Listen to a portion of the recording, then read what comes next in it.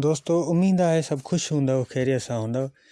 अॼु मुख़्तियार अली शीदी जो एल्बम आहे मास्टर में पहिरियों एल्बम 2002 में ऐं फस्ट सेहरन जो एल्बम। हीउ एल्बम एॾो त हलियो जंहिं वसीले मुख़्तियार शीदी तमामु घणो फेमस थी वियो। ऐं हिन में जेकी बि सेहरा आहिनि सुपर हिट आहिनि, अॼुकल्ह आम जाम हलण वारा सेहरा। जेको मूंखे पसंदि आहे, कारे गुलनि सां सिंगारियो मुंहिंजो राणल वेहंदो, तमामु बहितरीनु एल्बम आहे ही। ऐं दोस्तनि जा कमेंट्स आहिनि, कमेंट शामिलु कयूं, उनखां बाद एल्बम तव्हांजे बारे में ॿुधाईंदासीं। पहिरीं कमेंट्स आहे माशूक अहमद भाउ लिखियो आहे ग्रेट एल्बम 2। हसन अहमद मार भाउ लिखियो आहे एल्बम 2 सेहरनि जो, वॾी महिरबानियूं। ऐं उनखां बाद शहबान सोलंकी भाउ लिखियो आहे ग्रेट वीडियो। उनखां पोइ एम प्रोडक्शन वारे भाउ लिखियो आहे दा सुपर हिट सेहरा।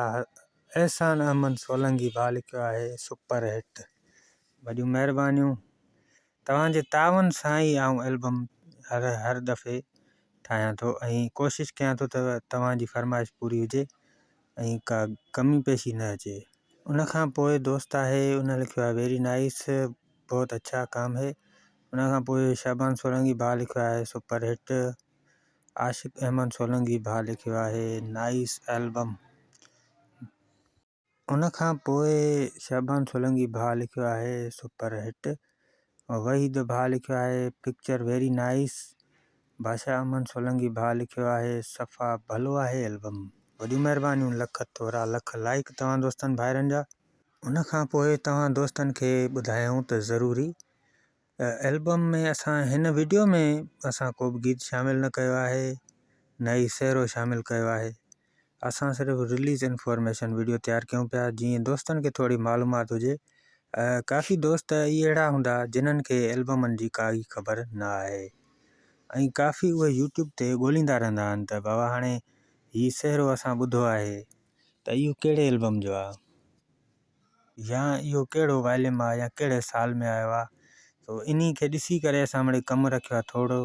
ऐं वीडियो बि नॉर्मल आहे, एॾी वॾी वीडियो कोन आहे जो तव्हांखे मतिलबु तकलीफ़ थिए ॾिसण में ॿुधण में त हीउ कहिड़ो एल्बम आहे, हिन में कहिड़ा कहिड़ा सेहरा आहिनि, कहिड़नि कहिड़नि शाइरनि लिखिया, कहिड़े साल में एल्बम आयो। बसि एतिरो थोरो कमु नॉर्मल रखियो आहे त जीअं दोस्तनि खे ख़बर पए। बाक़ी काफ़ी पुराणा जेके परस्तार आहिनि मुख़्तियार शीदी जा, त उन्हनि खे त सॼी ख़बर आहे त हीउ एल्बम इहो आहे ऐं हिन में हीअ सेहरा आहिनि, हिननि शाइरनि जा आहिनि।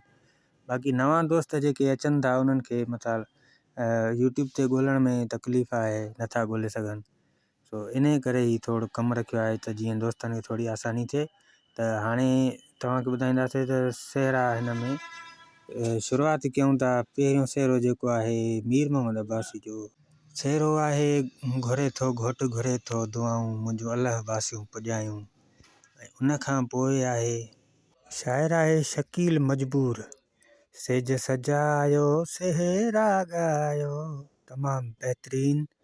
उनखां पोइ मीर मोहम्मद अब्बासी जी शाइरी आहे, कारे गुलनि सां सिंगारियो मुंहिंजो राणल वेहंदो।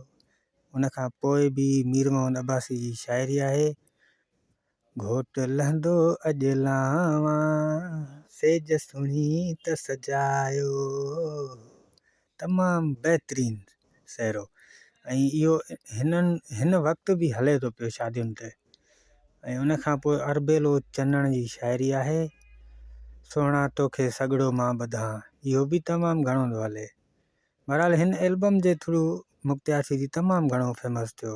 ऐं उनखां पोइ मीर मोहम्मद अब्बासी जी शाइरी गुलरस्तनि ते हारिया। ऐं उनखां पोइ आहे मीर मोहम्मद अब्बासी जी शाइरी बाह में गानो ॿध सोहिणा अॼु राति तुंहिंजी आहे शादी। उनखां पोइ मीर मोहम्मद अब्बासी जी शाइरी राति राणल जी शादी आहे गीत ख़ुशीअ जा ॻायो। ऐं उनखां पोइ आख़िरी सेहरो आहे अली नवाज़ जी शाइरी आहे, सेहरो आहे मुंहिंजो जमाल जतन सां मुंहिंजो खटी आयो ख़ैर सां। ऐं एल्बम कंप्लीट थी चुको। दोस्तो तव्हांखे कीअं लॻो ज़रूरु ॿुधाईंदा।